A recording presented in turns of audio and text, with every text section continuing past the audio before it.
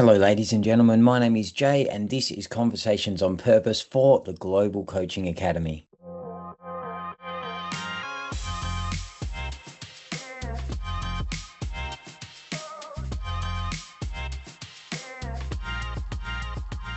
Hello, everyone. I would like to introduce you to a GCA friend, Miss Susan Smith. Hey, Susan. Hi, thanks for having me on. Welcome. Thank you for being here. A big warm welcome to you. So, for those of you who don't know, Susan is another graduate of our year-long diploma in mentoring, coaching, and interpersonal facilitation. I could share everything I know about her, but I'm not going to do that. I'm just going to hand it over to Susan so she can talk to you about that. Tell us, Susan, if you want to just introduce yourself and just share where you are at right now in your life. How long ago was it actually that you completed the diploma? A couple of years ago, I think. Yeah. Maybe closer to 3 years ago. Yeah. Yeah. Great. So tell us a little bit about yourself and where are you at in your life now? Yeah, I guess right now I am at university doing a Bachelor of Counselling. That's so good. Yeah. Yeah. And I start a new job next week working for Children's Protection Services. Wow. What Yeah, a shift, yeah, sister. That's a shift. Hang yeah, on. I know because I know Susan, and so I know you were working in new age shops for a long time. yeah, You've completed this diploma. Next minute, you're at university for counselling and you're working for Child Protection Service. yeah. What? Okay. Anyway, keep going with your journey. Yeah. Yeah, and it kind of feels like that a bit to me too. It's like, wow, but then there's also this other element of being so sucked into place with that in for now.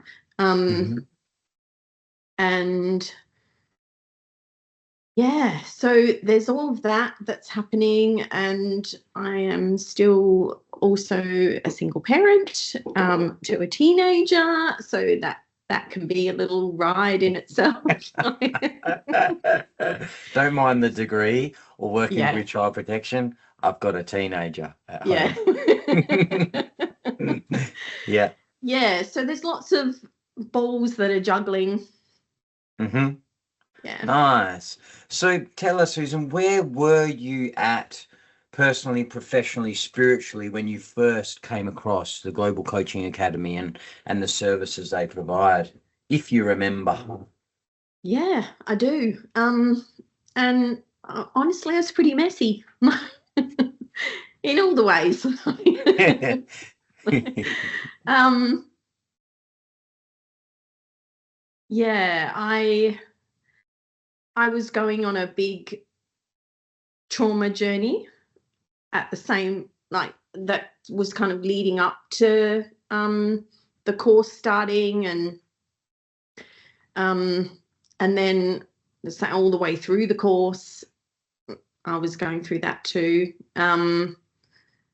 Yeah, so there was actually a lot going on internally, but what I found was that the course was just really helpful to be alongside all of that was happening. Mhm. Yeah, and yeah, I think that's probably about it, really. Yeah, Yeah, I'm interested to know as well because you were working in the new age shops when you were doing the course, is that right? Crystal shops and yeah, yeah, yeah. I'm wondering specifically, it's not really related to GCA, but I'm curious to know how all of those years in the new age shops, the crystal shops, how that actually helped or shaped your personal spiritual growth, if it complemented it. Just share a little bit about that. yeah, absolutely. Well, what I did notice, um, through being a part of the GCA and then, progressing, extending beyond that even, that in amongst the new age, there's this need, I suppose, or reliance upon telling people about their experience. Which is different to coaching as it's taught in its pure sense. Yeah, absolutely. Yeah, very, very different. And I guess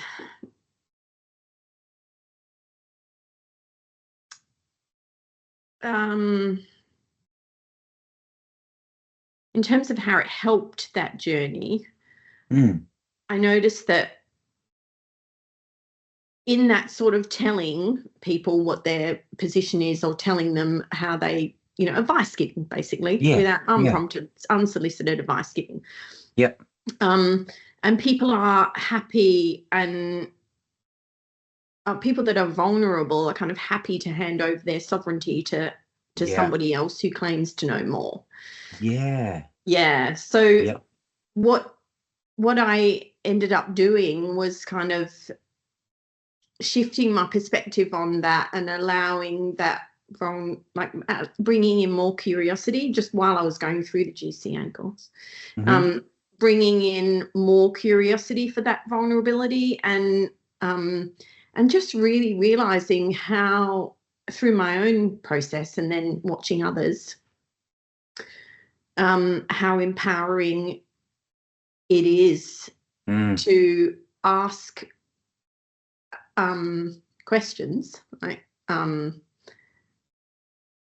poignant questions, I suppose, that really help one to expand open into finding all their own answers and accessing all of their own inner wisdom, and just how different that is to telling somebody. Because when we just get asked a question and we have to explore what the answer is within us, there's something that's much more embodied in. It's like, oh, I found that myself. I didn't get told that.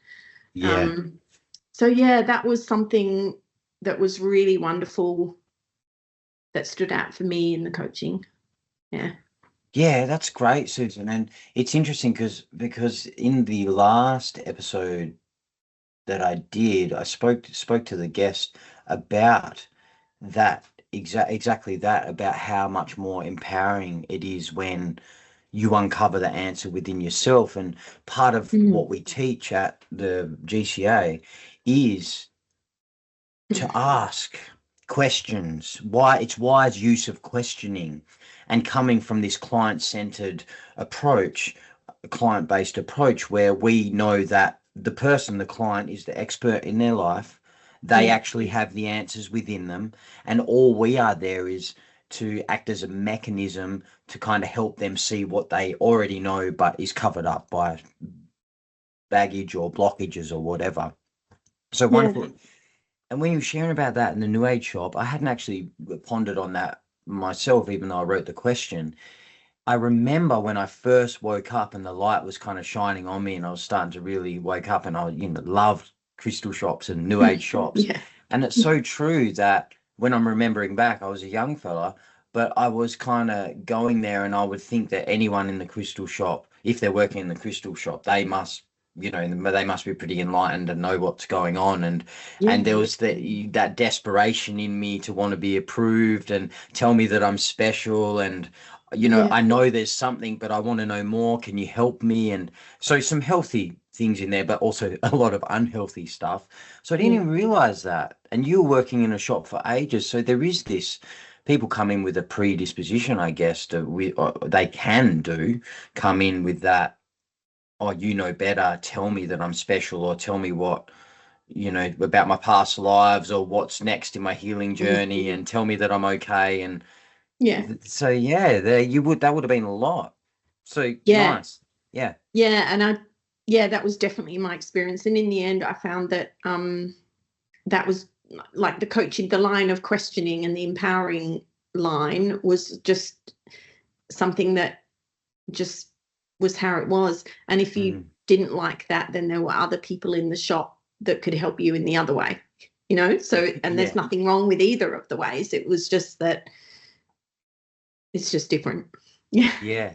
Nice. So cool. That's a cool dynamic to hear, the shift there, going from more advice giving and then through the course adapting those skills and bringing that to your workplace. Yeah. Nice. Yeah, some people as well is like, what, you're not going to tell me? Give me what I want? Fine then. So if you just hold, it's all, yeah. It's like, okay, well, perhaps you might be better off to seek some help from such and such, you know. Yeah. Such a level of responsibility with that, and with any advice giving, and we're responsible really for any because if it goes reactions. horribly wrong, then they can come back and be very upset about it. Yeah.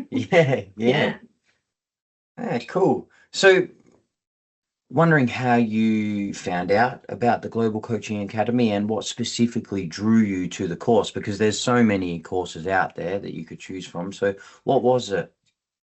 Yeah. So I'm actually a part of the Cosmosis Mentoring Centre, and through those networks there are some people that I got to understand that there was this particular coaching course available, and it felt very heart-centered, and quite, for me, it felt a bit different to some others that can be a bit more heady, and so I just decided to embark on that journey. And also I knew some others that had done the course and gave incredible feedback and were on different paths as a result of that. So, Word of mouth, my friend. A good thing. We've had a few people on the show that have said that. Simply word of mouth, and graduates have got raved about the course and said, you got to do it. Yeah. Do you remember what it was like when you first stepped into the GCA learning space, especially now that you're at uni? Curious to know the difference there, or do you actually remember what that was like? Oh, yes.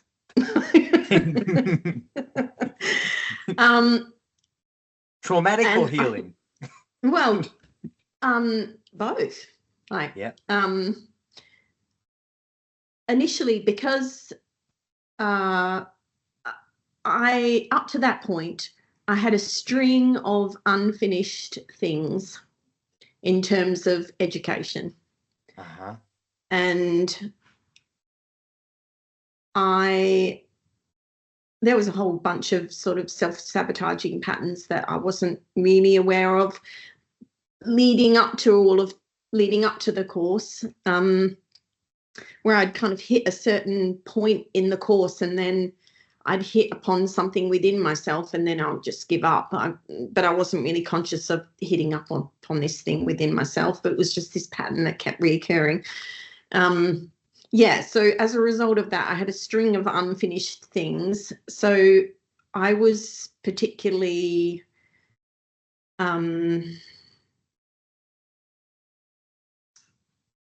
what's the word that I'm looking for? I really wanted to succeed in this. So I felt pretty vulnerable in it as well, because I didn't know what to expect. And I hadn't done any learning for a very long time. I was kind of a bit concerned about the workload, and all these sorts of things were kind of nebulous in my mind. But I just remember how embracing the facilitators are, and I got the opportunity to talk about my that wall that I kept hitting up against, and how I hadn't actually managed to finish anything. Yeah, so that was that I actually felt comfortable in kind of bringing that, and it was important for me to bring it at the start because I just wanted to flag it and make people aware of it, and I felt comfortable in doing so. Yeah. Yeah, that's wonderful. And it's so interesting, Susan, how many students that come through the course have had challenges with that, with finishing, not being able to finish things, and just generally not having a pleasant experience with schooling or any educational Mm. platforms. And the feedback that we get is often is how healing engaging in the diploma is, because it is a heart-centered space. And the thing is, exactly like you said there, exposing that, it's such a supportive space. And as facilitators, we endeavor to really get to know our students and what their needs are and what their weak spots are and their strengths. You're not just a number. It's not just this cold mathematical course. It's Yeah. really we really deliver it in a way that is, it's relatable to each individual student. So yeah, I'm glad to hear that you felt safe in the course and had a different experience there with that, and you did finish it, and now, Yeah.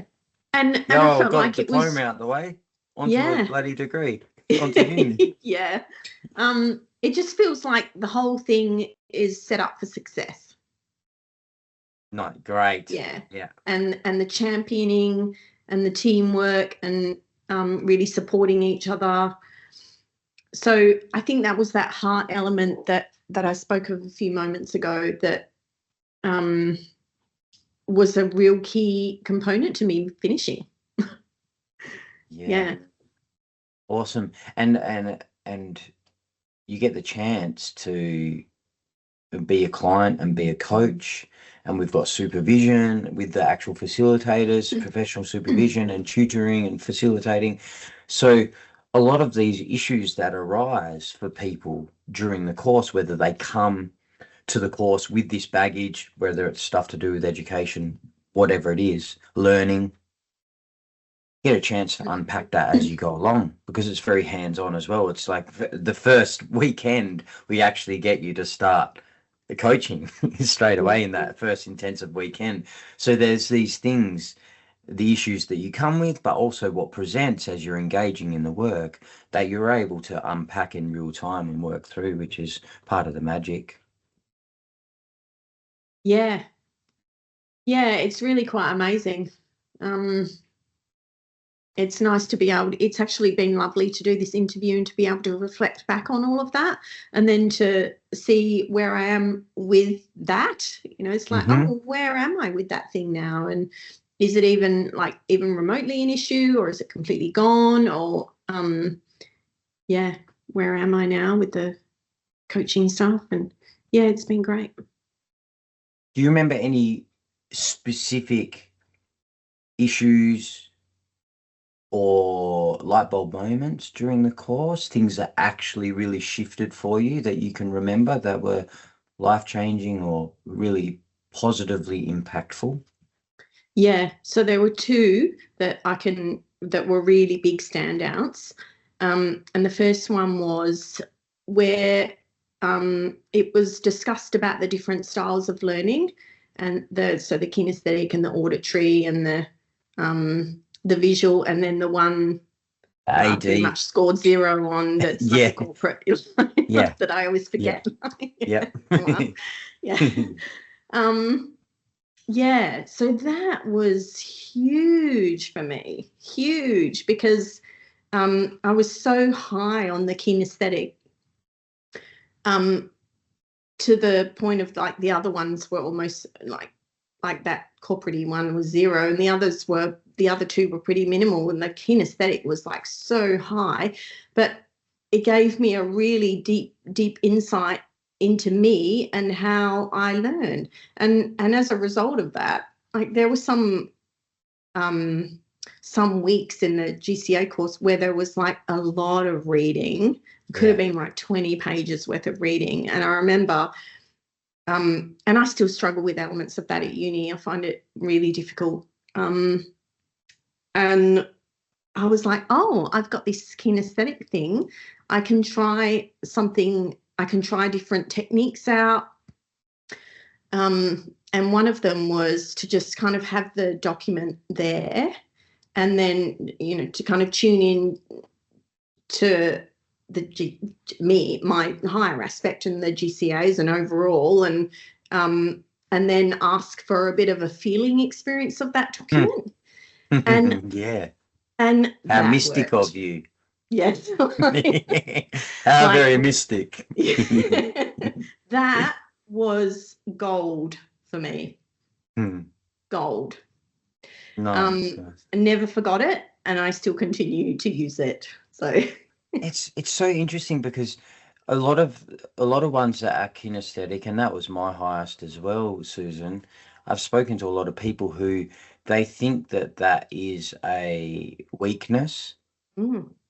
They for whatever reason, their experience in education has given them this belief that that's a weakness, and it's, you know, there's something wrong with learning that way. yeah. And most of those ones, so you could say more of the mystic based ones, because you got the occultist, you got the mystic, just these different learning styles.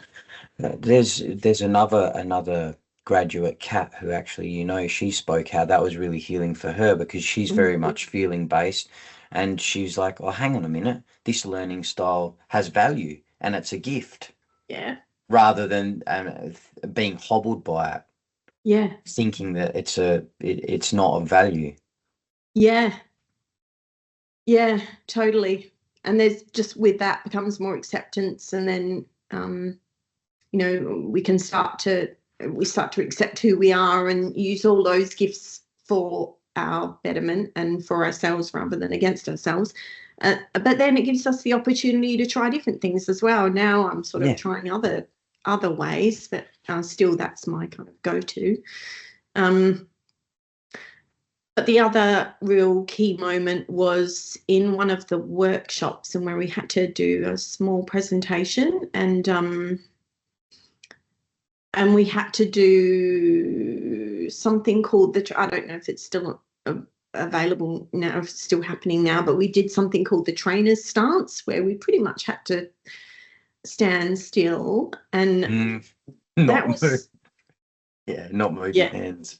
Yeah, it was extremely confronting for me, like extremely confronting, because I realized in that moment that I was doing a lot of hiding with the whole, you know, like using my hands or moving about, or there was this element of staying safe with that and kind of a hiding. It's like, oh, well, if you're busy watching my hands, then you're not really watching me. Yeah, so that was another big light bulb moment that was quite a journey for quite a while. So yeah. How were you different after that experience and that realization? I think I just realized quite how much wounding there was about being seen. Yeah, so I guess the change was just actually acknowledging that, because I don't think it was fully in the conscious awareness. So I brought it right to the conscious awareness. And then I guess the change was being able to work with that. And now there's none, it's still a work in progress, but I'm certainly much better than I was. I'm interested to know, how did you experience the balance of personal transformation alongside with the professional development, and also spiritual element in there as well? Yeah. If I'm really honest, I probably didn't do very well at that. Okay.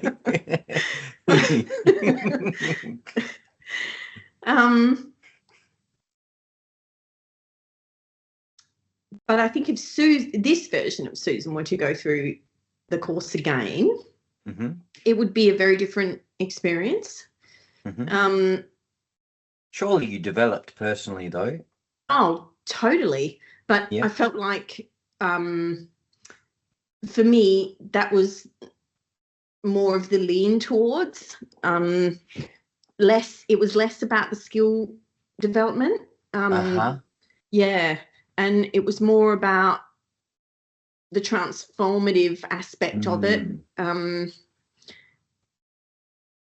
Yeah. And that doesn't mean that the skills weren't important to me, because they were. It was just where I was at in that time frame. It's valid, Susan. We have a lot of people that come through the course that do it literally just for the personal spiritual development. And there is that organic development of these professional skills, because to pass the course you need to tick certain boxes and there's exams. However, a lot of people, they don't even want to be a coach or a mentor. They just do it for the introspection and the personal development. Yeah, but I did actually want to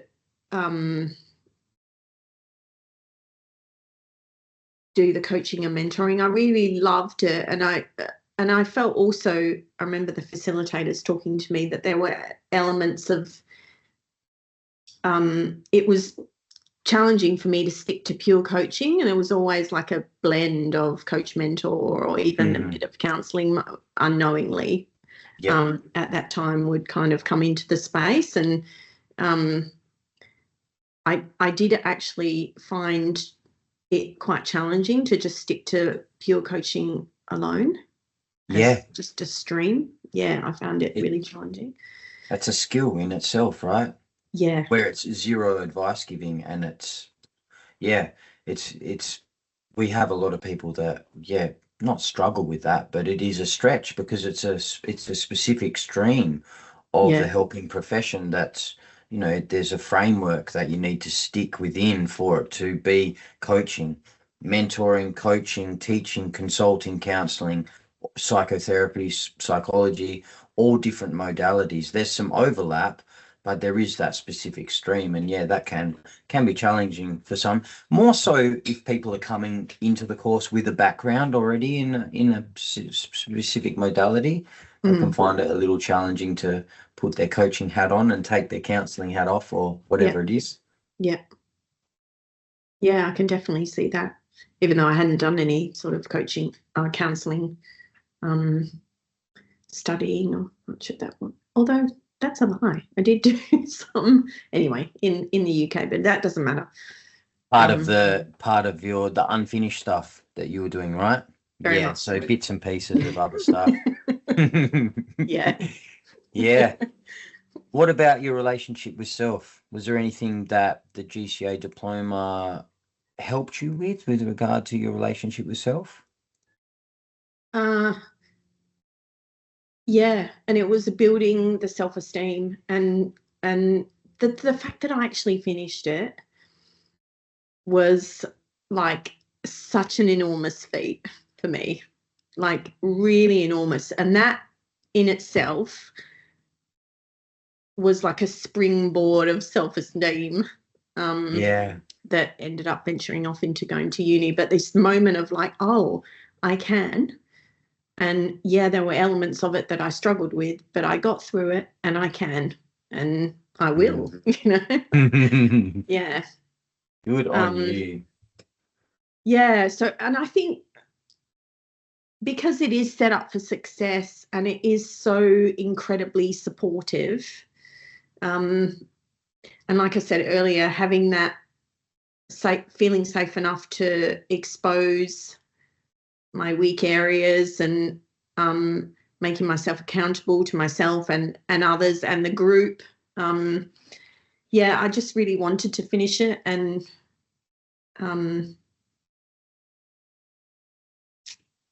it was really something. It's a life-changing moment by the sounds of it, actually getting your accreditation and finishing that diploma. It feels like a big thing, Susan, and obviously that's a lot shifted from you, because next minute you're at uni doing your counselling. So that's huge. A stepping stone perhaps to what you're doing now. Yeah, it definitely was, because it was it was only a few months after I'd actually finished that it was a bit of a guidance from my upstairs of like, oh, okay, well, if you've done that, well, now you're doing this. And I think if I had been presented with, oh, now you're doing this, before doing the diploma, I probably would have flipped out quite hard. And who knows, perhaps I might have hit up some of those sabotaging patterns again and not actually finished uni. So, but all these are hypotheticals, we don't really know, but I can certainly see how it set me up for success in other areas. Brilliant. Yeah. Maybe life had a plan. Yeah, definitely did. Yeah. And I also want to just talk about there,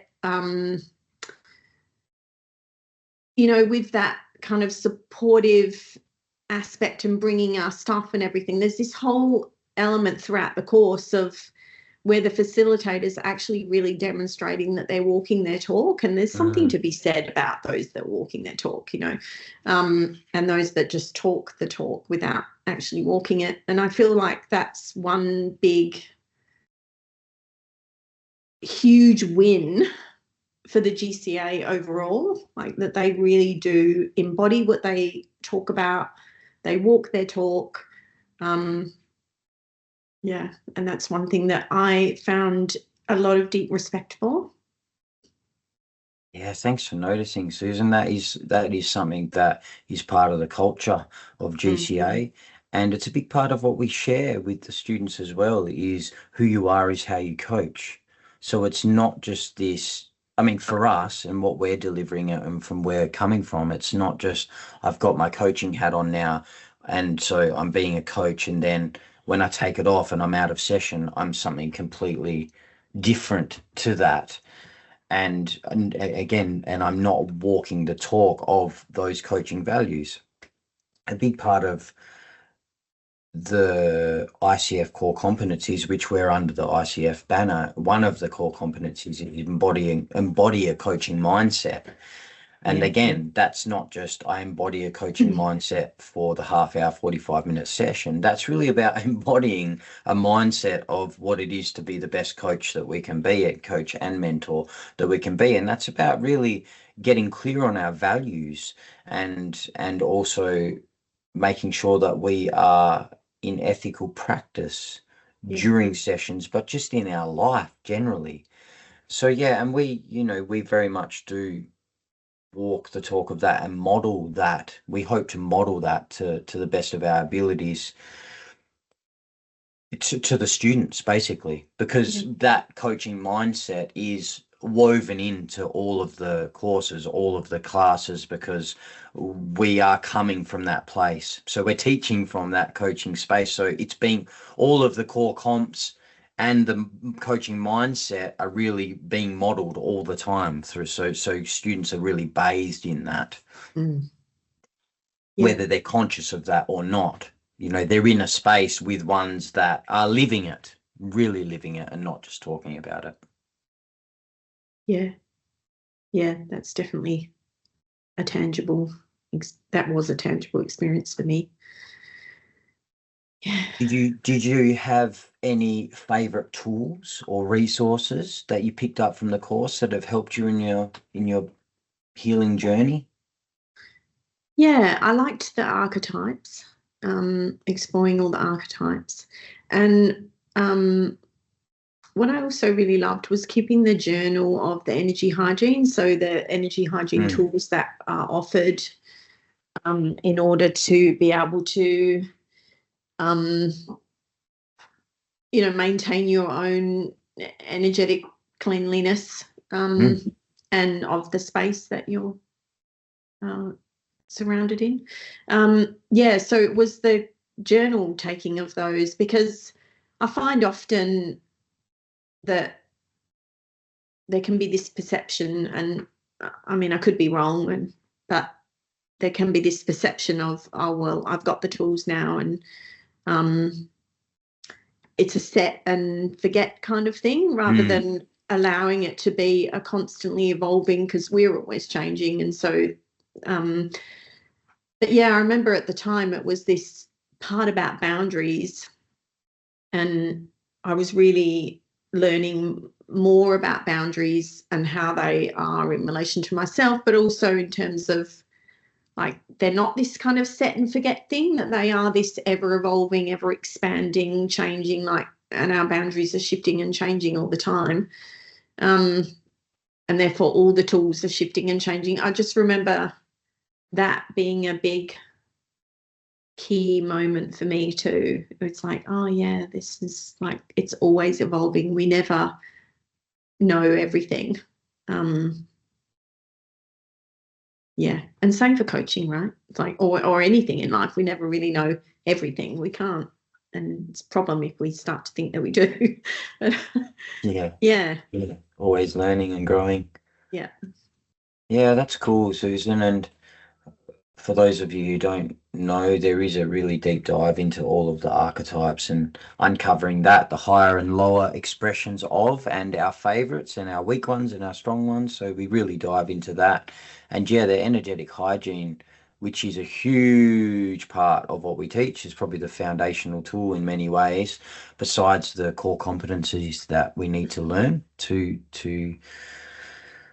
become an ICF coach. Yeah, really important, especially when we're dealing with clients, is just really becoming more aware of energy, what's ours, what's not ours, keeping the space clear. And it's really about that ethical and, well, yeah, it's about being ethical energetically and keeping energetic integrity in the space and within ourselves and our own system. Yeah, a lot of people Yeah. mention that, the EH. Yeah. And just being aware, it helps you become, more aware of your own stuff and what your triggers are and where your judgments are and where your biases are and all of that. And I felt like it allowed me to come in on the front foot to my degree, because I was already, the ones that I have in my awareness are, I'm already kind of aware of a lot of my, well, maybe some of them, but yeah, I just felt like I was already kind of coming in on the front foot because there was some self-awareness there already. Yeah, great. Curious to know, Miss Susan, was there a point during the course where you experienced a deeper connection with your own inner knowing, your own inner wisdom?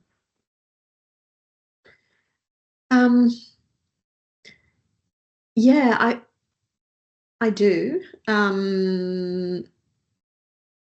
Some of that is through the journaling that we have to do and all the self-awareness exploration, all through the archetypes and everything, like I've said. But yeah, I think like just the exploration of the self, and that kinesthetic thing, like, I know that I said that was really golden, but it really was for me. There was something in there that kind of linked into more of a sense of who I am at a deeper level. And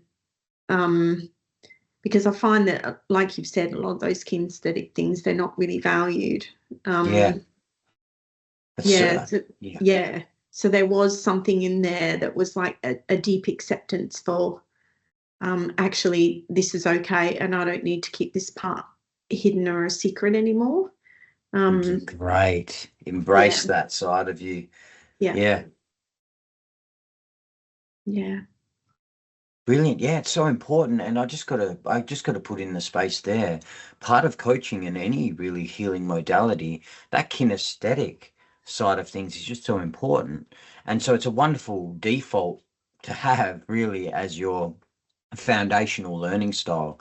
And a lot of people that struggle to feel, they struggle in many ways with this particular flavor of the helping profession, coaching mode, mentoring, because we talk a lot about the field theory, and I say this every time on every podcast. It's about, there's an energetic field that's created when two people come together, whether it's personally, professionally, spiritually, whatever. There's an energetic field that is created. Of course there is. We are all made up of energy. We all have our own energetic system. So when we come together, it creates what we call the field. and there's a book about it, the field theory. And we talk about how so much is communicated within the field and most of it isn't verbally. And very much, although all the senses are required with that, but being kinesthetic is very helpful because that is a feeling-based learning style, and that's helpful when it comes to being in tune with the field, that feeling, what's actually going on. Oh, these words are what being said, but what's the feeling beyond the words? What am I feeling and picking up within myself? And again, that energetic hygiene really complements that as well. So we're clearer on, oh, I'm feeling this in me, but that's not mine. Perhaps it's a mirroring, a reflection. There's all of that in there. So wonderful that you now know the value of that more mystical, kinesthetic type of learning and style.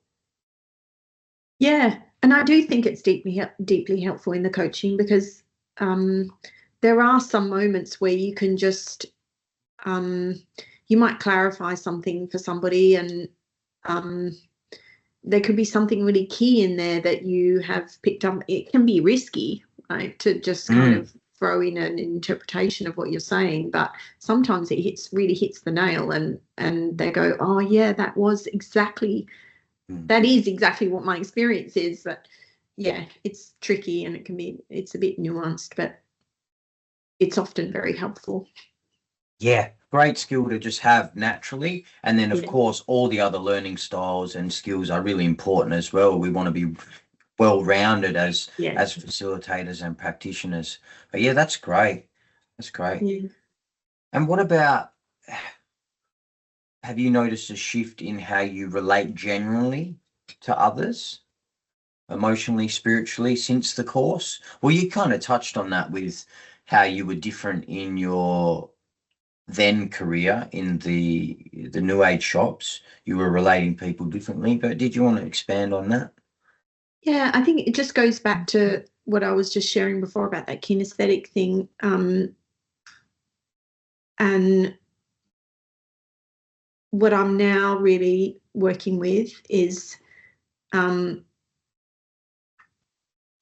of just harnessing those gifts. It's like, well, just because you can see it and just because you can feel it and just because you can sense it doesn't mean that you actually have to do anything with it. That's that whole nuance thing that I was sharing before. It's like, well, just because you can sense that doesn't mean you have to put it into the space, right? Because that person might not be aware of that and might be ready for that.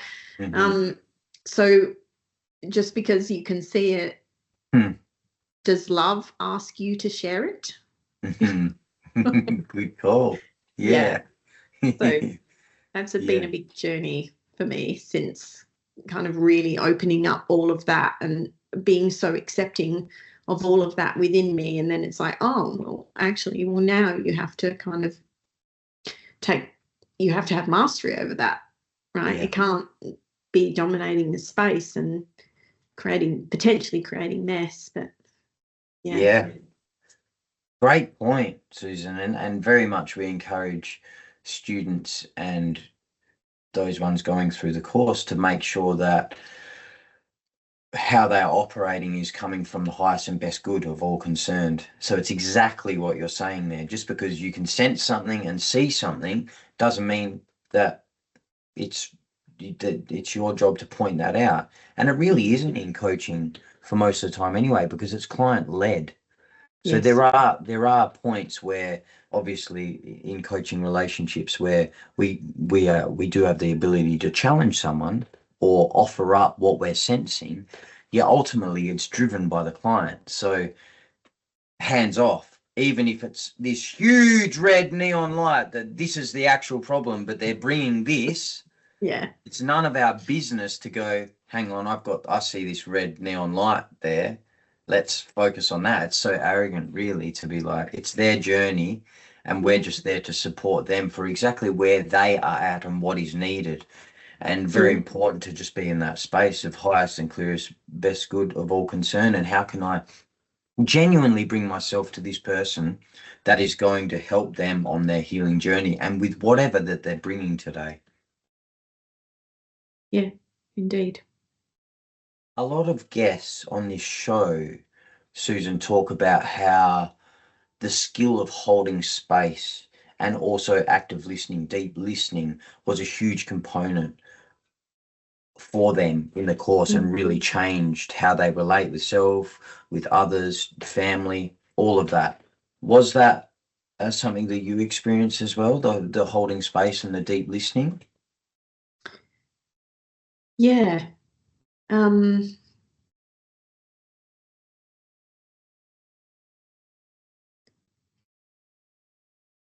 I guess I always had this sense of being a good listener anyway. And I do remember in the training when we were doing the pro bonos and having them assessed, and me feeling like a bit of a failure at points there, and the assessor sort of looking at it and really drawing out my strengths on that. And one of them was about the holding space, just being able to naturally kind of hold space. Yeah, and it's one of those things where one of those things where you don't notice it because it's just always been there and you take it for granted. Yeah, but in terms of the listening,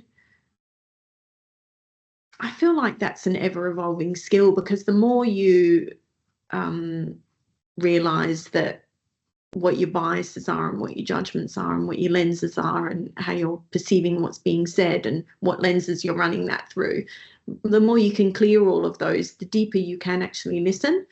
Yeah, and that's an ever-evolving thing. Yeah, great. Oh, nice if you've got that on board naturally, the holding space as well, because some people, they really have to work on that and don't understand it.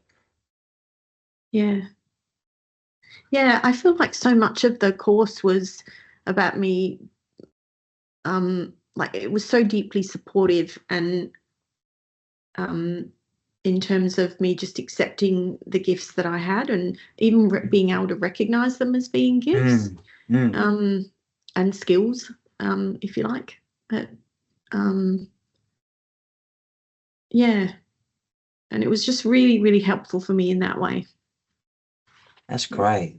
Highlighting and acknowledging the gifts and skills that you have on board, and drawing them out and refining them even more. Yeah. I feel that's really important, and part of the group work going through with your cohort, because it's usually a variety of people with a variety of skills, and everybody seems to rub off on each other. So for example, you may have this holding space and kinesthetic approach when someone else is really coming from that corporate background, super academic and intelligent, but it's like both of these things are so important, and we can help each other.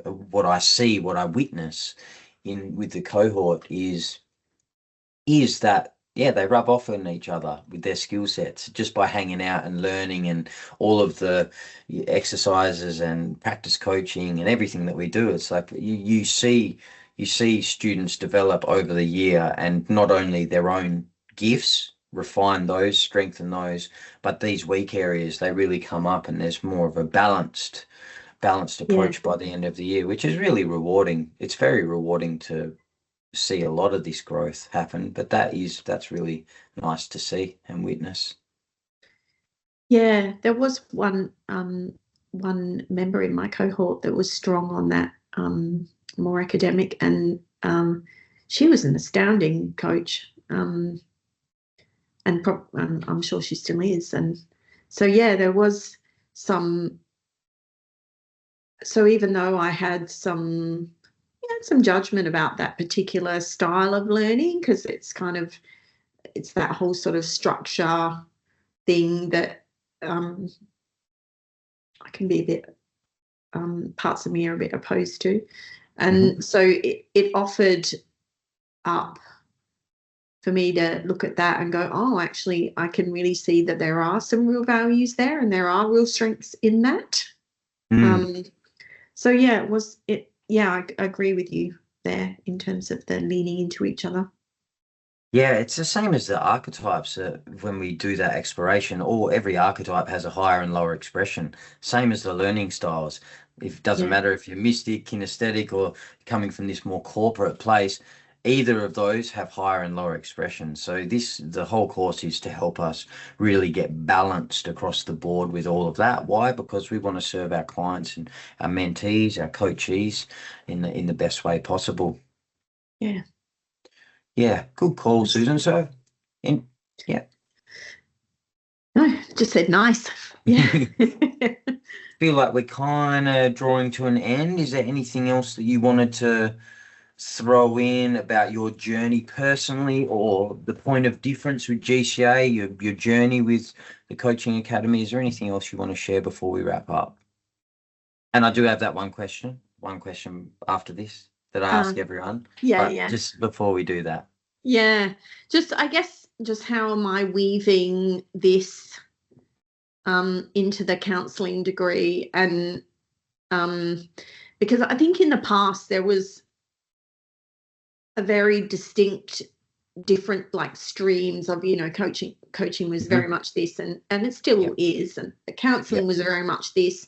But I'm noticing now that there are, in the counselling world, even though it's still largely person-centered, but they are leaning into more interventions and more like there's now a therapy called solution focused therapy, which to me leans into the coaching.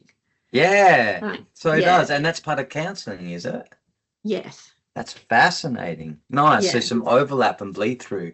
Yeah, and that's a reasonably newish kind of thing that's happening. So I think they're recognizing that like the counselling is sitting down and talky effective, but sometimes we do need to have interventions to really kind of move forward. And I get that. I understand that, and I really can see that. And I think that that's where the coaching really has its strengths. But then there are some people that just aren't ready to be coached. Yeah. Because they just aren't ready to move forward and let go of the thing that's really crippling them. So I can see how there are these two just different distinct streams, yet there is a lot more crossover constantly moving into that space. I don't know if that made sense there, but totally does. It totally does. It just there is a lot of overlap there. And it's so interesting because all modalities are perfect for the right person at the right time.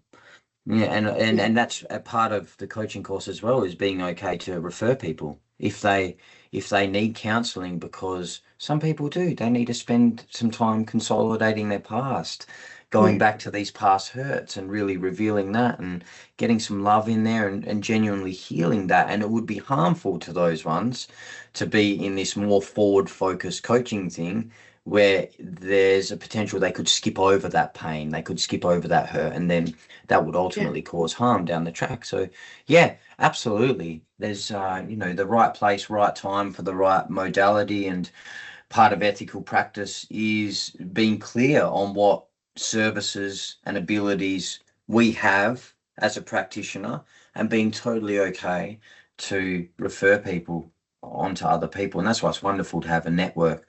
We've got a wonderful network of counsellors, psychotherapists, psychologists, doctors, counsellors, which is wonderful. So there's always someone that we can refer to. I think that's it. And probably just I kind of feel like I've talked a lot about how the GCA is really set up for success and really champions people to succeed. And because it does have that unique, tailored one-on-one, even though you're in a group, there's the group and then there's the one within the group. And it just has this really beautiful way of championing the uniqueness, yet holding everybody as a oneness. I loved that. Beautifully put, my friend. Very, very nice. Yeah, what a lovely testimonial to the course, Susan. Thank you very much. Awesome to see you kicking goals and stepping into this counselling and also the child protective stuff. That, like, honestly, how awesome is that? You being out there in that field, good on you. Coming from a place where you hadn't finished anything, and there's a lot of growth there. So go Yeah. you. Very, very. I can feel the value that you are and will continue to bring in those spaces, especially when you come qualified and finish your degree and move into whatever specialized field that you're going to there. So well done. Awesome. Thank you. Thanks, Jay. So my friend, last question, which I ask everyone is, have you got a favorite quote or mantra that you would like to share with us and the world? It was so tough to try and pick Yeah. one quote. Yeah. It's like, tough. which one? It depends on who I am when I wake up, as in which one's my favorite and I need. There's lots of beautiful Rumi quotes, like what you seek is seeking you. I really love that. And love is the bridge between you and everything. I really love that one. But I guess I haven't heard that. That's nice. Yeah. I think one that felt really relevant to the coaching stream was and it's good old Gandhi, and it was to be the change you want to see. Yeah, I love that so much. Yeah. So really living our values and our virtues regardless of how they look to others. That's an act of courage, and just that alone helps carve a path for others to do the same. Yeah, indeed. I feel like the more people that genuinely take that to heart, Susan, then I feel like that's how a world would change. If people were genuinely tuning into their heart and what is embodying the change they wish to see. If more people did that, then that's how ultimately the things majorly would shift. Yeah, definitely. I went to this epic workshop recently where somebody said about if you're working in a group, and if you see something missing, then you be that bit. So good. That's so good. It's the missing, and that's that, isn't it? It's that be the change that you want to see. Yeah. And if what do you mean? Go. Yeah, just like if you just embody that and you be the example, and then it's that whole leading by example rather than telling people how to do and what to do. Yeah. Or being shitty and self-righteous that other people aren't doing what they should be doing and I know right, sitting in self-righteous condemnation. And it's taking responsibility and just doing what we can, for sure. Yeah. So good. All right. Great way to wrap up, my friend. Lots of love to you. Thank you for being on the show. Thanks for having me. Looking forward to hearing about more victories in the near future, Miss Susan. Thanks for being here. Thanks for everyone tuning in and watching. I'll see you on the next episode.